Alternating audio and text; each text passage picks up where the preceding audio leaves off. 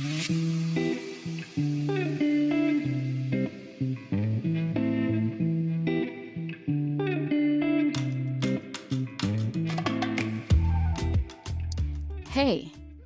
I'm glad you're here.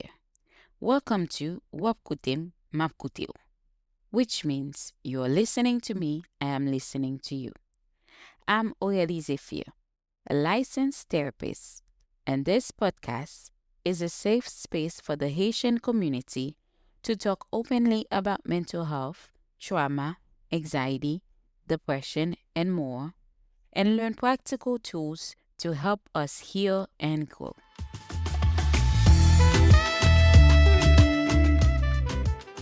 On this show, we'll have honest conversations, share tips you can actually use, and explore how taking care of your mental wellness can help you show up as your best self for you, your family, and your community. Whether you're just starting your mental health journey or looking to go deeper, this podcast is here to guide you.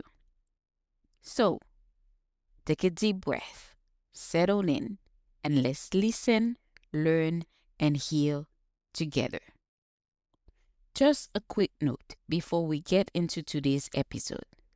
This podcast is for informational and educational purposes only, and it is not a substitute for individual therapy. Okay, y'all, let's get into it.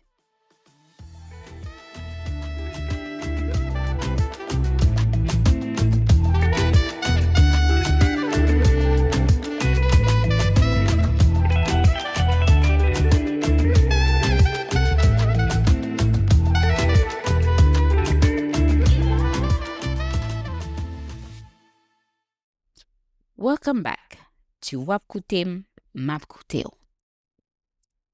Today, we're diving into a topic that sits at the center of who we are as Haitians: collective healing. We talk a lot about personal healing on this podcast. But if you are Haitian, you know that your story is never just your story.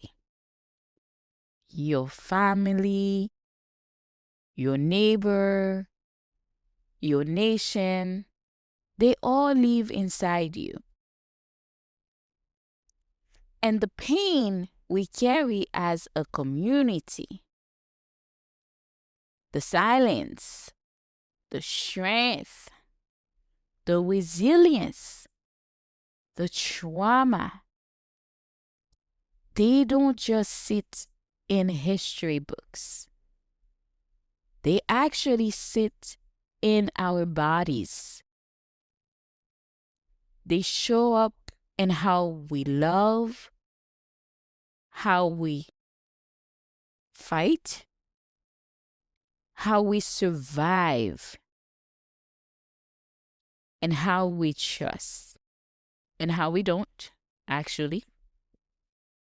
So today, we are talking about what it means to heal together. Collective healing is more than just sitting in a circle or having a community event.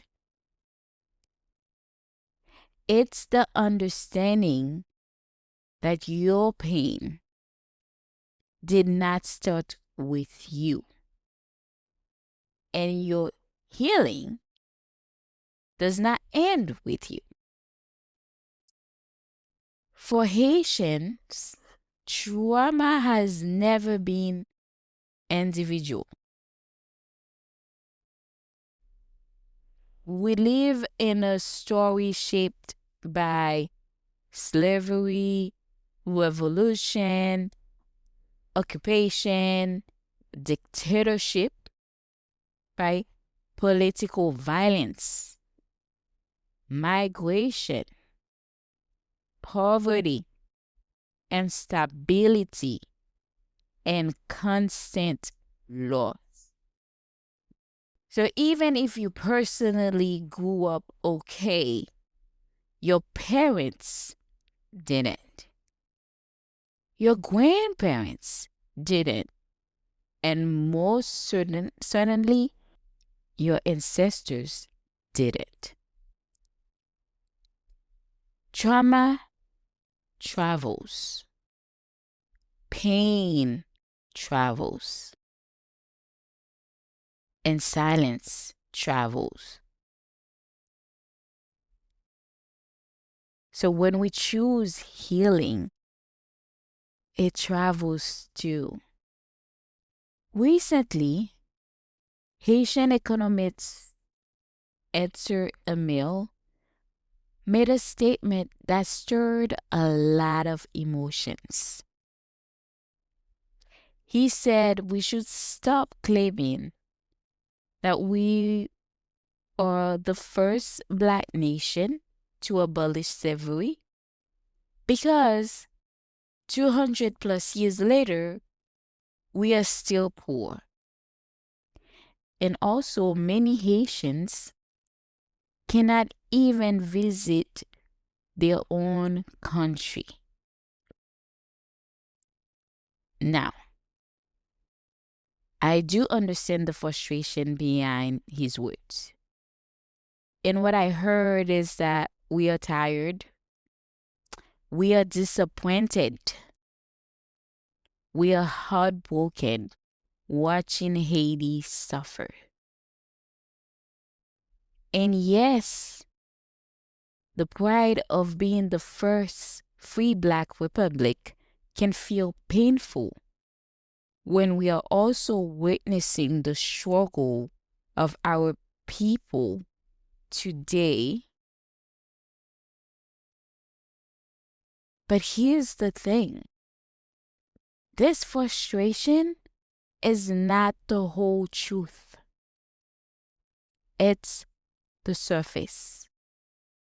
And frustration, it's often the mask that covers collective grief. If we look at this with the lenses of collective healing, we will we realize something important. We cannot talk about Haiti's current condition without acknowledging the trauma that shaped it. Let's name them: slavery, colonial punishment, foreign interference, billions of dollars stolen, dictatorships, kidnappings, political instability, migration after migration, broken systems, and, and all. It's a country that never had time to breathe. When trauma affects one person, it changes their emotions, right? Their identity, their sense of safety. So when trauma affects a nation, it actually changes institutions, families, culture, and future generations. So when someone says, why are we still struggling 200 plus years later? The answer is not laziness. It's not weakness. It's not that Haitians don't want better. But the answer is we are carrying centuries of unprocessed trauma, individually and collectively. And trauma always shows up somewhere. The fact that we are still fighting, we are still creating, we are still surviving, we are still hoping. It's not a failure. It's a sign of resilience. But resilience without healing becomes exhaustion. And that is what our community feels today. Blaming ourselves won't move us forward. Shaming ourselves won't move us forward neither. And ignoring the pain won't move us forward. But here's what will: healing. And we must also do it collectively. We cannot heal Haiti without healing Haitians. We cannot expect progress without addressing the wounds that keep repeating themselves. We cannot move forward without naming what we've been through and what we are still going through. Collective healing means we stop minimizing our pain. We stop pretending we are strong all the time. We stop comparing our suffering to others. And we start building emotional awareness as a community. And remember, it's not about being perfect. It's about being connected. So what does collective healing looks like? It's having real conversations, not just surface common way, how we are doing, but it's really how we are really feeling. How are we really doing? It's having community circles, like support groups and workshops, places where we can talk about our grief. We can talk about migration. We can talk about childhood's wounds. We can talk about relationship patterns. We also need to reclaim our culture tools, our music, compa, rara, our prayers, to reclaim our storytelling. I am so grateful that I did get to grow up with my grandmother, and I cherish her, her memories. I will cherish it actually till the end. And one of my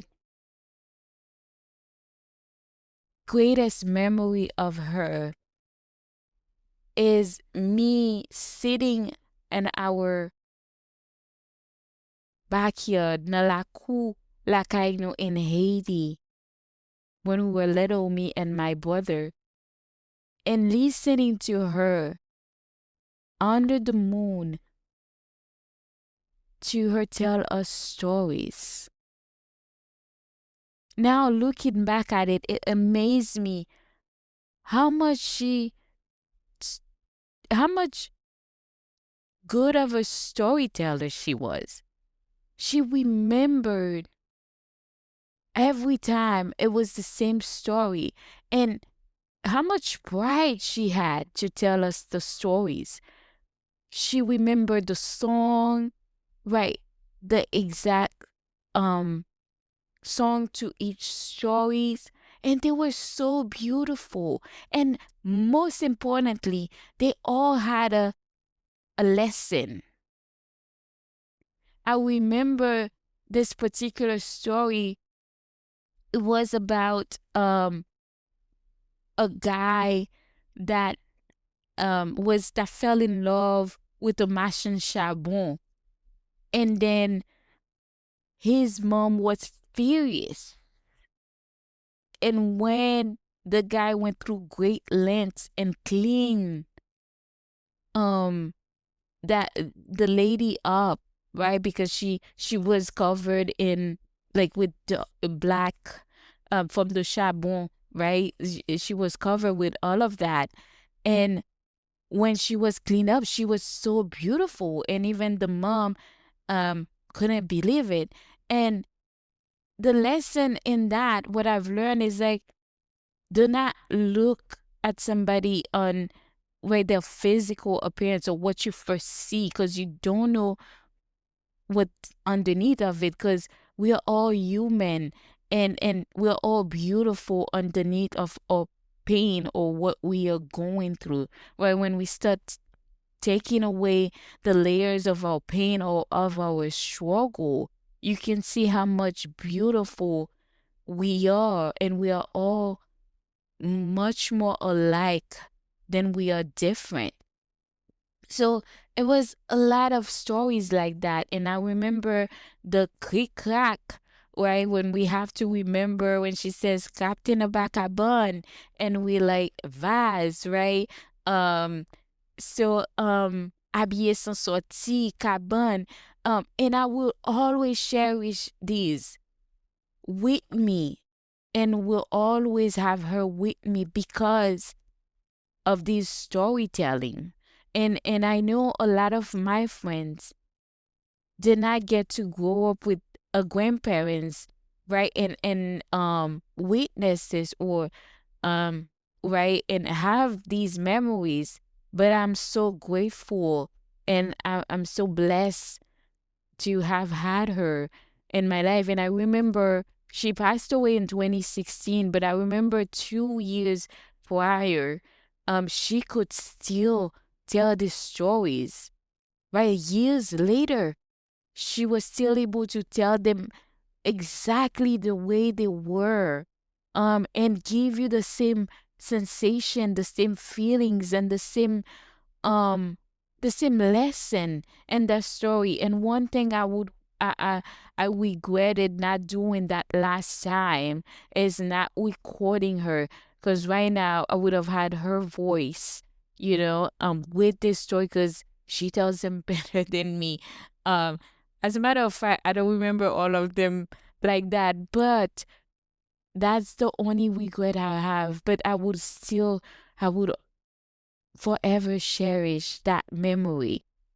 So we need to go back to that and reclaim it and pass down all of those um those tools that our culture has, right? We also need to re-educate ourselves on what trauma does to people and to nations. We need to teach our children emotional language, boundaries, safety, hope.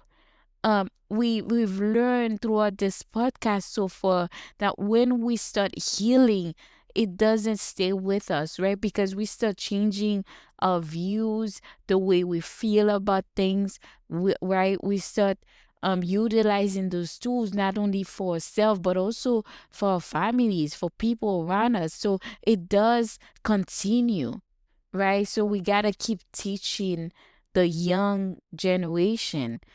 Um, and also remember the choosing softness as a form of rebellion,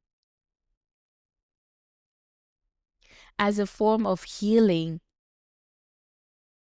and choosing softness as a form of honoring our ancestors. Because they didn't fight for us to be strong forever. They fought for us to be free. recently I had a speaking event where for the within the Haitian community in Austin, um, and it was around mental health, right? I'm very passionate about educating our people about mental health and how important it is to start healing and how important healing is. And in that space where we felt so safe and so and everybody was so open, and it was so beautiful to see how much more alike we are. Especially I remember one topic we ended up really talking about and understanding the trauma that came with us just having to unroot in our country of birth, having to leave Haiti and immigrate here, right, in this country. How much alike that experience was for us, right? And no matter how old we actually came, like young, some of us came very young, around 3, and some of us older, and me at 19, there was so much similarity when it comes to the stress, when it comes to the unknown, especially the stress we could see in our parents going through the process, wanting, making sure that everything goes right from the interview at the embassy, wanting to, right, not messed up, because that would mean that we would have to stay in this country with all that is going on. So it was about survival, and we could all talking together, understanding how much that trauma has affected us to this day. So we need more of that. We need more circles like that where we create safe environment and we start naming our pain and we start bringing it to awareness, because that's when we start healing. So I'm leaving you guys with this message. I'm closing with this kind message. Haiti cannot heal without us, and we cannot heal without each other. Healing starts with awareness. It grows with compassion, and it becomes powerful when we do it together. So now I'm inviting you to reflect, to share, and continue this conversation and continue healing collectively. If you feel that this conversation spoke to you, share it with somebody that will find meaning in it too. Thank you so much for tuning in into Wapkute Mapkuteo. I hope today's conversation gave you insights, practical tips, or encouragement to take care of your mental health and continue your healing journey. Be sure to subscribe, leave us a review from wherever you are listening, and share it with someone in your community who might need it too. For those listening from California, you can visit my Alma page in the description below to learn more about my individual therapy sessions and other services I offer. And remember, Wapkute Mapkuteo.